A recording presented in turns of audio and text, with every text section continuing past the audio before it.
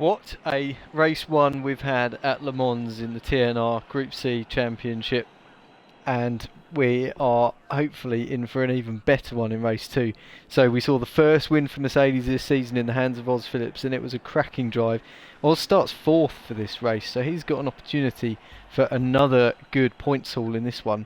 Dukes was unable to start race one due to a technical glitch, so he gets some reparation for that by starting on pole for this one in the Mercedes, and we know how quick that is down the straight. Andy's alongside in the traditionally best car this season, the Nissan, but I think around here the Mercedes perhaps is the car to have. So Dukes, really good opportunity. Graham's third in the Jaguar is a really good spot to be, but the Jaguar is not the car to be in, and it seems whatever track we go to, there's no ideal circuit for it, unfortunately. But I don't want to downplay his possibilities, and we might see him get a podium at some point. Whether that will be today, who knows. Someone's dropped out again. We've got some connectional issues. I can't tell you who that was, but we've lost the car on the grid. We'll watch the race leaders off the line. Dukes gets his Mercedes ready. That black, orange, yellow and red livery is very slow off the line though. But can the power... Oh, and he's spun into the wall. Oz goes into Dugamus. Oh, Dugamus has been taken out. Oz takes the lead, but it was Oz who went into... Oh, and he's miles ahead. There'll be a safety car out for sure, because every other car, every single car apart from Oz Phillips was involved in that incident, and I think partly caused by Oz, although I wouldn't like to say without watching the replay back, but that did look like he went into Dugamus, and I feel so sorry for Dugamus, who's now dropped back to last. He needs a refresh button set, and he might not have one set, so he's upside down in the black and red Mercedes special livery there. It appears to be front wheel drive. In fact, I think it's only the front left that's spinning round. Unless he's got a reset button, that car's not going to be restarting, so we might find that we've just got 9 cars remaining, having lost, I think it's Dubs again. I think Dubs is having connection issues. Duke's still very much upside down. I don't think he's going to be restarting this one. Oz is in the lead ahead of Chrysler in second. Chrysler is going to get a nosebleed running that high, because that Jaguar has not been the car to be in. Andy has recovered to third. Remember, he had the front row start, but looked like he spun into the wall, and it's possible that he tapped Oz, and that's what put Oz into Dukes. Very, very difficult to say. I think the cars have got back up and running again. Oz streaks into the lead. It feels a bit hollow after I think he was to blame for Dukes coming off, but anyway, that'll be investigated later, I'm sure. So Oz leads, but it's Chrysler in second in the Jaguar, the leading Jaguar by some margin. Andy is in third, just over a second behind. The Jaguar putting Oz under some pressure heading into the first chicane. Chris did a really good job of driving that actually, so shout out to him. We've lost the car now. I think Dukes is retired. Andy will be in third. Then we've got Graham in fourth, so he's holding on to a fairly good position in the Jaguar, but he's under pressure because it's Graham and Mark and Dom and Lee and Martin all together, all fighting over, and then it's Coops well out the back on his own in 9th place. Coops is hemorrhaging at the moment, and so Graham's up to 3rd place there. Graham actually managed to sneak through as the lead of that group, and I think maybe the straight line speed of the Jaguar, which is okay, might just keep him ahead of the Nissans until we get to the handling sections. Martin behind and Dom in the Mercedes have got an opportunity to perhaps get back past some of these Nissans with their mighty straight line that they have. But Oz still hanging on to the lead. Oh, one of the Nissans getting pushed wide. Was that Mark? That was Mark. Mark getting pushed wide. Mark's going to be frustrated about that. Complaining about contact in the first race, and it did look very much like he got taken out. Oz is in the lead. Graham is putting Chrysler under pressure. It's the two Jaguars fighting over second place, and Graham is through, and they are teammate by livery, but they fought over that one briefly. I think Chrysler did the right thing and just gave up the place, but Graham has got a real opportunity, and perhaps even Chrysler, of getting podiums here for Jaguar. Chrysler coming under some pressure from the Nissan of Lee. Lee goes down the inside, Lee straight through, as I jinxed Chrysler, unfortunately. and I don't want to bet on Graham getting a podium now that Lee is that close behind. But Lee under some pressure from Chrysler as they go down the straight for sure, and we'll go on board with Andy, who's just getting past Chrysler. So Andy now up to 4th place. Chrysler drops down to 5th, but Chrysler shouldn't knock himself because he's doing a fab job in definitely the worst car on the grid, and he's driving it with steady hand, which is good. Graham hanging on to 3rd then, because Lee has got up to 2nd place again.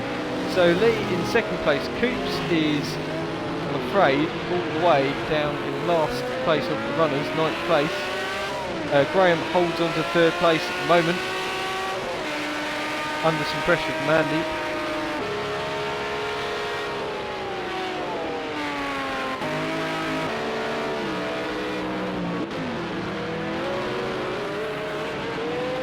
So, race just calming down a little bit.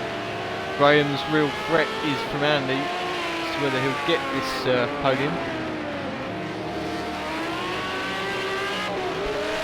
And according to an anonymous tip-off, as we see Andy go for a move, and it's a good move, a very good, strong but clean move from Andy. It's very unusual, I know, that is the torpedo, but he's through, and Mark on a mission because he's back up to 5th place. He's putting the Jaguar under some pressure, following in the slipstream as we head up towards 200 miles per hour.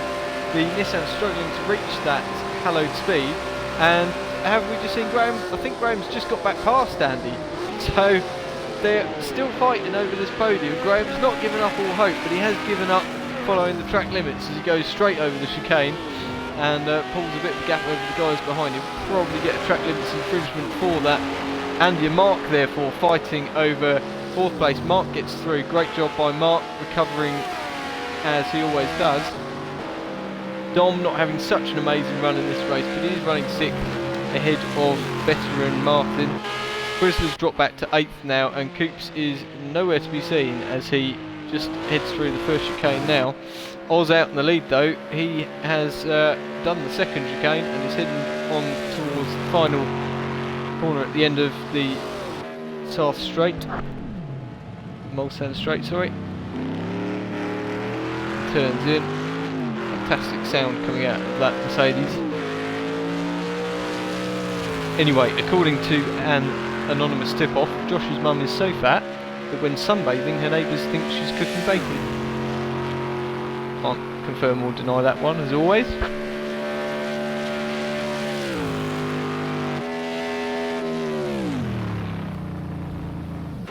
Andy in 5th, then battling with Mark still. Mark's not getting away from Andy.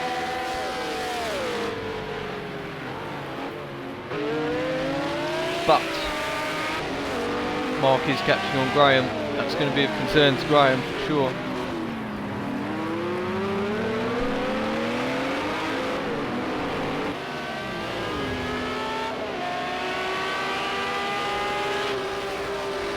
And I've got a horrible feeling that Mark will be snatching that final podium spot. Not horrible from Mark's perspective of course, but it would have been lovely to see a Jaguar finish on the podium for the first time this season.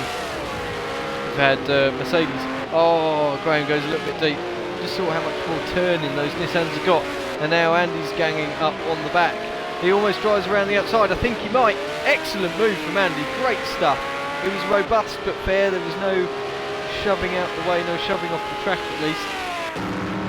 That was a great bit of driving as we see Dom and Martin go and hammer and tong into the Mercedes further back. But no such trouble for Oz, and Oz, if anything, looks more comfortable than he did in race 1. He's got a larger gap to Lee as they head into this opening handling section of the track, which is one of the dangerous sections where Lee can catch, close up, right up with that Nissan. So Oz just hitting the lines quite nicely really, and maintaining that advantage, and well, maintaining some advantage as Lee cuts over the curb. I don't know if that were track limits, but that was very, very aggressive over the curb there for sure. He's obviously narrowed that margin down significantly but it's here where we're going over 190, so 210, 212 mile an hour. We're doing sort of 20 mile an hour faster in Mercedes, and he's pulling out over a second advantage. So he's just got to get through these chicanes and then have a nice gap heading into the handling section, and it could be a second victory for Mercedes today. Someone has written in to tell me that the curator of Greenwich Observatory died suddenly last week. Apparently the authorities have named a newly found tiny cluster of stars after him. His grieving wife said this news has come as a small constellation to her. Pretty sad stuff. Lee now just over half a second though down on Oz. So it's game on as they head out of the second chicane and towards the end of the straight. Now Oz seems to be getting this corner quite well. Again, we don't want the commentator's curse to strike, but he has been doing it very nicely. Gets it slowed down well again. There's a little bit of a slide on the brakes, but nothing too dangerous. Lee also does it really well, but the Mercedes comes into its own. Now Mark is ahead of Graham, as we probably expected. Graham is not going to get that podium for Jaguar this time around, and he's under some serious pressure from Andy as they head into the handling section. So Graham's got his work cut out to hold on to fourth, but if he does, that'll be a pretty good result. That'll be the joint best result for a Jaguar so far. Dom is in sixth, Martin's in seventh, Chrysler is in eighth, and Coops still unable to do anything today. I fear those beers may be the death of him this time, and he is spinning round and round. He just about recovers, but he is down and last at the moment. Oz pulling out a decent gap, some 3 seconds advantage as they head into the final handling section. This feels quite ominous for a second Mercedes victory. Let's not jinx it, because Lee's closed in a second within a couple of corners. That is how much more downforce and traction that Nissan is delivering over Mercedes. There is no response that Oz can give except to drive as sensibly as possible. And we head down towards the final 2 chicanes. He's got a bigger gap than he had on the previous occasion. And as we come through the final chicane, Oz Phillips is going to take the second Mercedes victory, is he? Oh, he might get an infringement for that. It's difficult to say. It was all over the show. On paper at least, Oz takes the win ahead of Lee. Mark is going to get the final podium spot. Great job from Mark, recovering beautifully. Graham, a really fantastic drive as well. Let's be honest, that Jaguar sucks. Might look great, but it is absolute shite. So really good to see a good result for Graham. He's earned that one. Dom, a decent result there in 5th. I kind of expected more actually, because it was so fantastic in race 1, but a 5th is a good result nonetheless. Martin takes a pretty commendable 6th place, having struggled a lot with that car so far. Andy dropped all the way back to 7th. Chrysler is 8th, and Coops will be the final finisher, but is some way back on the rest of these guys at the moment.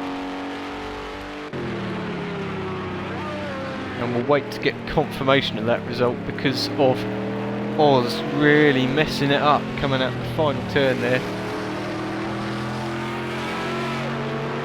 But as far as I'm concerned, Oz was the winner.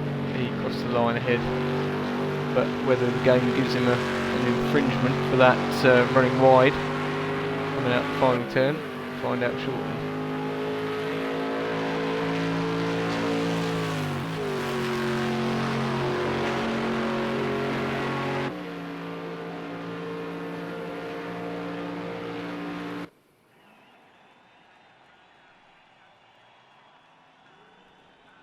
Well, there is the confirmation. Mercedes takes its second race victory of the season by 26 thousandths of a second. It is 2 Nissans on the podium though once more, and Lee is absolutely monstering his way up in the championship, having not done first round, especially when you consider Coops is going to score just 2 points.